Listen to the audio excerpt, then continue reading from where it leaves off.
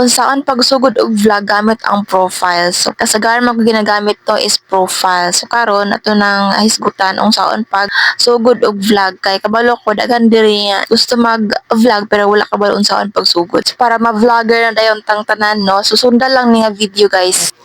Adto ka sa imong profile and i-click ng 3 dots sa kilid. And then turn on professional mode. Then turn on next.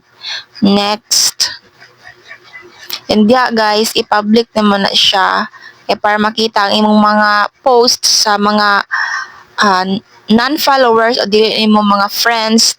Siyempre, vlogger kunuhay ka, dapat makita na sa tanan. And then, next lang nato.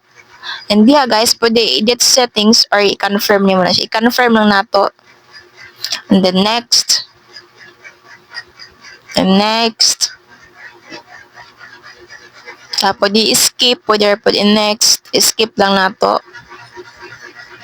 Then, go to professional dashboard. So, kani siya mga challenge ni pwede complete, pwede po dili. So, dili makita ang imong performance. Diya sa monetization, diya nimo makita ang imong mga na-unlock na tools or ready to set up na siya. Dapat i-monitor nimo na siya. Kung gusto nimo i-off, i-click lang 3 dots kung mag-stop na ka-vlogging, then turn off professional mode. Pero pag daghan na kag tools nga na-unlock, sayang pa i-off, so ayaw na lang i-off, no?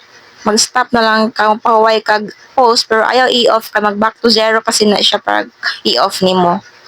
So, mao na to siya guys, pag start na mag-vlog.